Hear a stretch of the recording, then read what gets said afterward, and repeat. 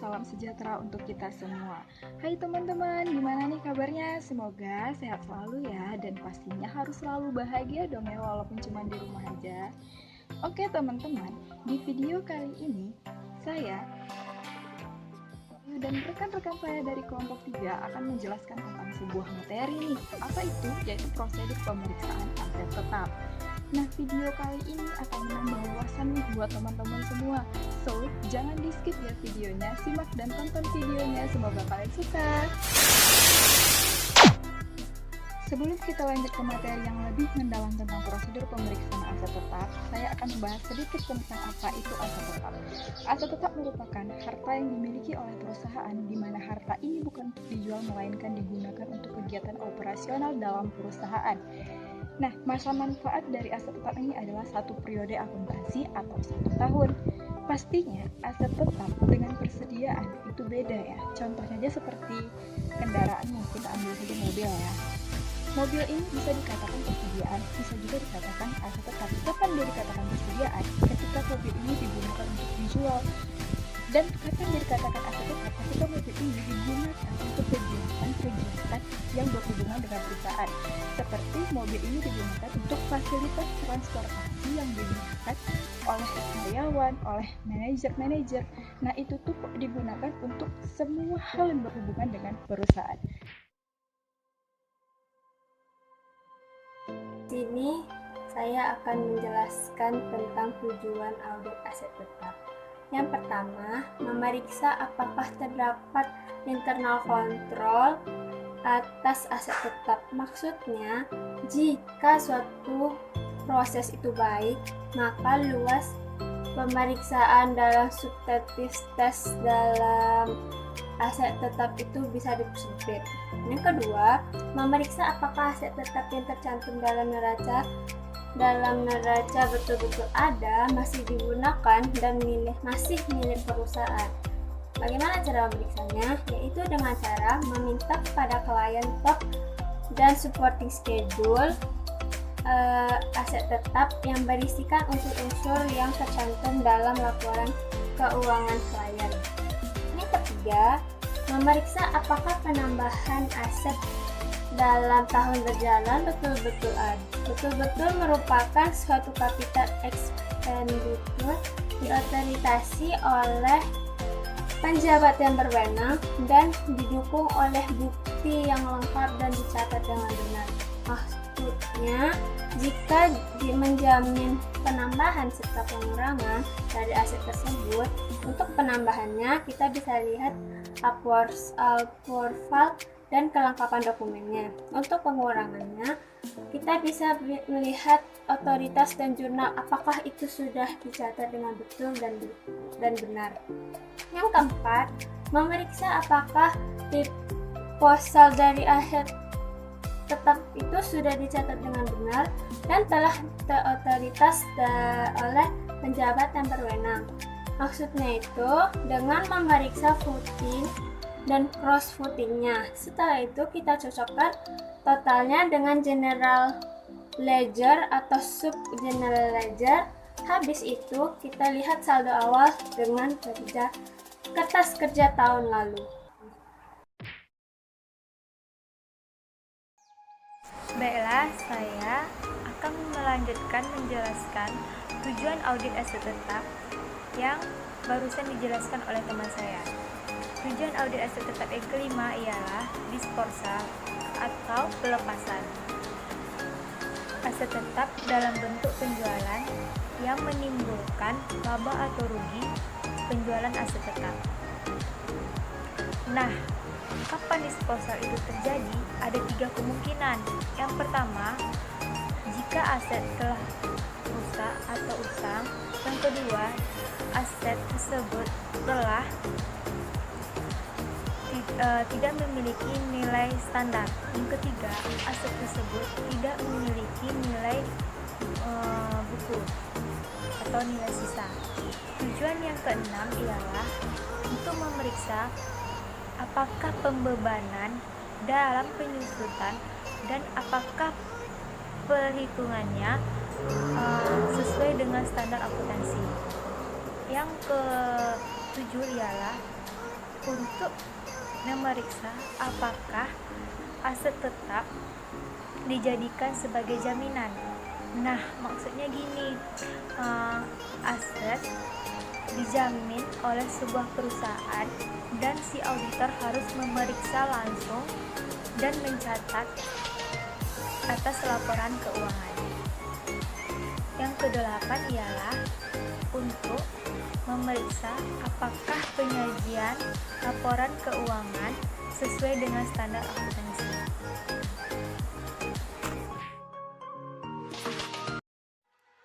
Ini saya akan menjelaskan materi selanjutnya, yaitu prosedur audit aset tetap. Saya akan menjelaskan 3 bagian pertama. Yang pertama adalah auditor mempelajari dan mengevaluasi internal kontrol atas aset tetap. Salah satu ciri dari internal kontrol itu sendiri adalah setiap penambahan aset tetap harus disesuaikan dengan anggaran. Yang kedua adalah auditor meminta kepada klien top schedule dan supporting schedule aset tetap. Maksud dari top schedule itu sendiri adalah kertas kerja yang digunakan untuk meringkas informasi yang dicatat, sedangkan supporting schedule adalah tahapan penyusunan, sehingga dapat dilihat beberapa saldo awal dan beberapa penambahan atau pengurangan dan beberapa saldo akhir dari aset tetap tersebut. Yang ketiga adalah auditor memeriksa voting dan costing serta mencocokkan dengan totalnya dengan general ledger atau sub ledger. Maksud dari voting atau cross voting sendiri adalah menguji kebenaran perhitungan atau penjumlahan, kemudian mencocokkan dengan general ledger atau buku besar ataupun dengan sub ledger atau buku besar pembantu. Kemudian mencocokkan dengan saldo awal dengan working paper tahun lalu. Maksudnya adalah mencocokkan setelah buku besar atau bisa dengan buku besar pembantu, kemudian mencocokkannya dengan kertas kerja audit atau working paper. Bagian selanjutnya akan dijelaskan kepada teman saya.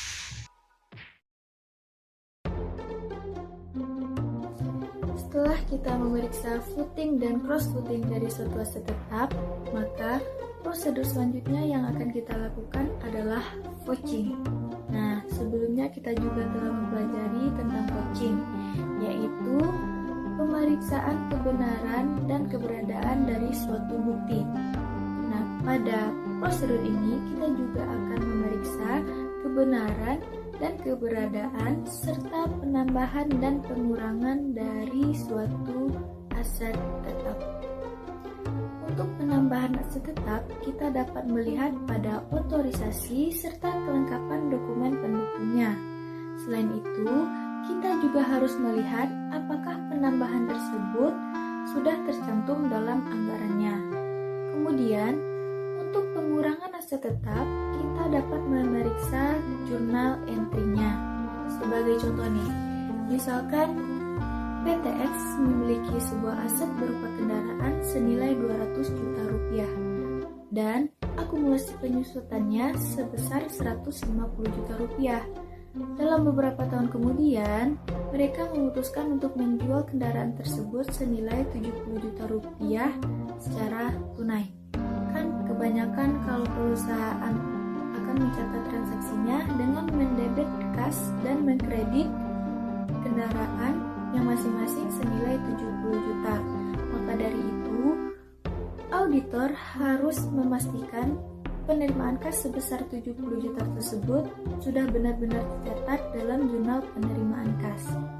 Prosedur yang kelima masih berkaitan dengan vouching, di mana kita akan melakukan pemeriksaan fisik terhadap suatu aset tetap.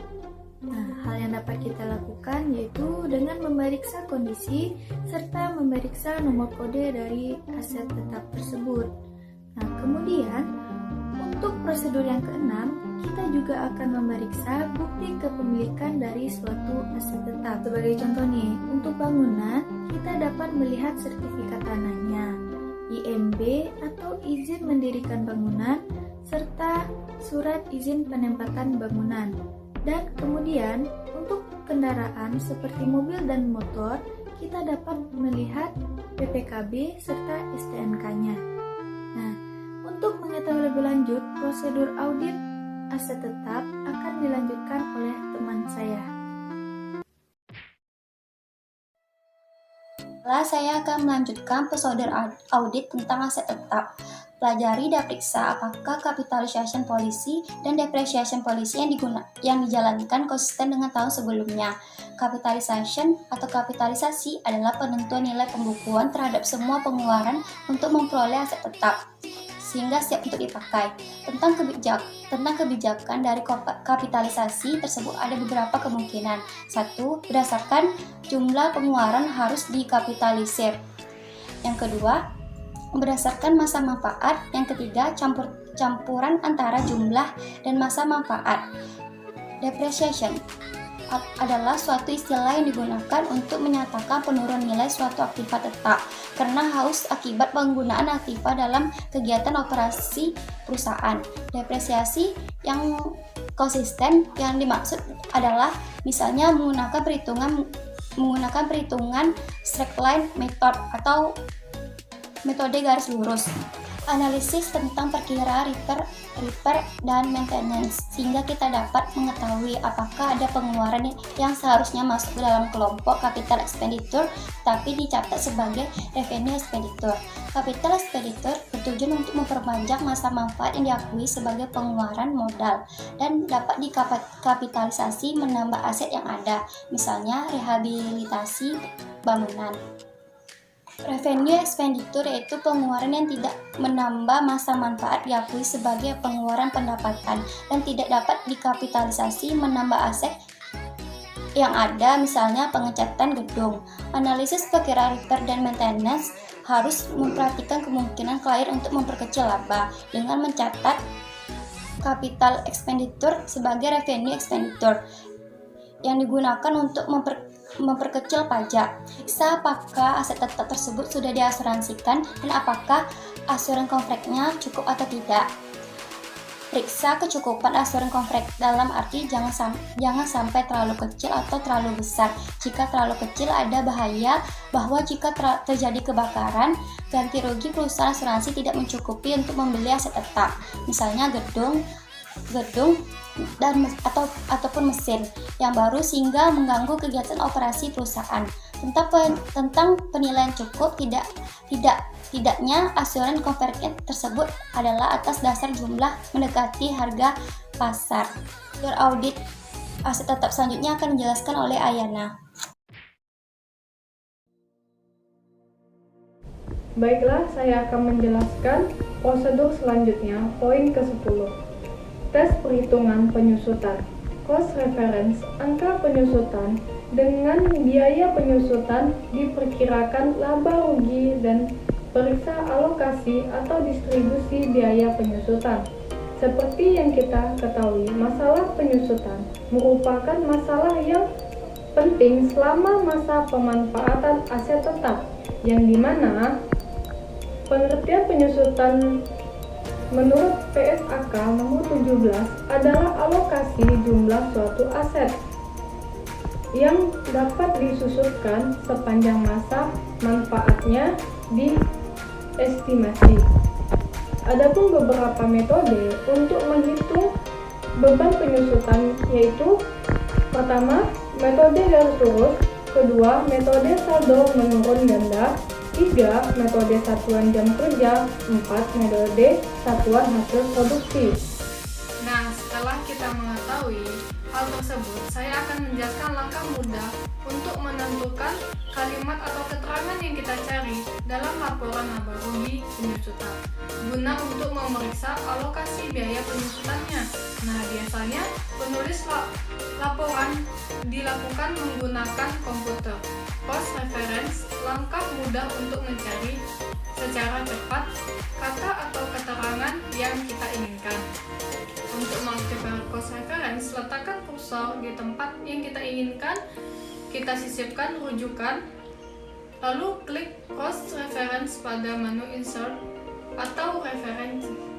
Poin ke-11, periksa notulen rapat. perjanjian kredit, jawaban konfirmasi dari bank untuk memeriksa apakah ada aset tetap yang dijadikan sebagai jaminan atau tidak. Bila ada, maka hal ini perlu diungkapkan dalam catatan atas laporan keuangan. Yang dimaksud dari itu, jika aset tetap dijaminkan, berarti bukti kepemilikan diserahkan atau disimpan di bank. Sehingga auditor harus memeriksa tanda terima penyerahan bukti-bukti kepemilikan. Selain itu juga, jika ada aset tetap yang dijaminkan, harus diungkapkan dalam catatan atas laporan keuangan. Poin ke-12, periksa apakah ada komitmen yang dibuat oleh perusahaan untuk membeli atau menjual aset tetap, di mana tidak peduli ukuran dan jenis bisnis yang dipunya. Aset tetap menjadi salah satu komponen penting bagi bisnis yang berfungsi sebagai penyedia produk atau jasa yang dijualnya. Nah, kita juga harus tahu apakah sebuah perusahaan penjualan atau pembelian aset tetap untuk itu perusahaan akan melakukan pembelian atau penjualan aset tetap pasti sudah mempertimbangkan benar-benar apakah hal itu perlu dilakukan. Nah, selanjutnya akan dijelaskan oleh teman saya. Ya, baiklah, seperti yang sudah kita ketahui, teman-teman saya sebelumnya sudah menjelaskan beberapa poin prosedur audit aset tetap. Di sini saya akan menjelaskan poin selanjutnya, yaitu untuk construction in progress atau yang disebut dengan konstruksi dalam proses, yaitu kita melakukan pemeriksaan penambahan dan apakah ada construction in progress yang harus ditransfer ke aset tetap. Di sini maksud dari construction in progress ialah aset-aset tetap yang sedang dalam proses pembangunan. Yaitu yang selanjutnya yaitu jika ada aset tetap yang diperoleh melalui leasing, periksa leasing agreement-nya dan periksa apakah accounting treatment-nya sudah sesuai dengan standar akuntansi leasing. Nah, untuk poin prosedur audit selanjutnya yaitu periksa atau tanyakan apakah ada aset tetap yang dijadikan agunan kredit di bank. Untuk lebih jelasnya akan dijelaskan oleh teman kami yaitu Silpi Pratiwi. Halo teman-teman semuanya, di sini saya Silvi Pratiwi akan melanjutkan penjelasan tentang prosedur audit aset tetap yang sudah disampaikan oleh teman saya yang sebelumnya. Nah, apalagi sih selanjutnya? Yang selanjutnya adalah yang pertama itu atau yang ke-15 yang ke-15 ada kita harus menanyakan dan kita memeriksa apakah mereka memiliki anggunan atau jaminan di bank. Nah, jadi kan kita harus tanya nih apakah aset-aset mereka yang mereka miliki itu mereka jadikan sebuah jaminan di bank, karena kan itu bakal jadi diperbedakan. Yang selanjutnya adalah yang terakhir, yang ke-16 adalah kita harus periksa apakah catatan mereka sesuai dengan standar akuntansi di Indonesia. Nah, kan kita sebagai auditor itu berpegang teguh dengan yang namanya standar akuntansi. Nah, gimana kita mau memeriksa pencatatan mereka kalau mereka aja tidak sesuai pencatatannya dengan SAK yang berlaku di Indonesia? Nah, itu mungkin hal-hal penting yang harus kita perhatikan sebagai auditor. Nah, untuk selanjutnya saya kembalikan kepada presenter. Terima kasih. Nah, itu tadi video dari kami tentang prosedur pemeriksaan aset tetap. Semoga apa yang kami sampaikan dapat diingat oleh teman-teman semua dan pastinya bermanfaat untuk teman-teman semua. Sekian dari kami. Wabillahi taufiq wa hidayah. Wassalamualaikum warahmatullahi wabarakatuh.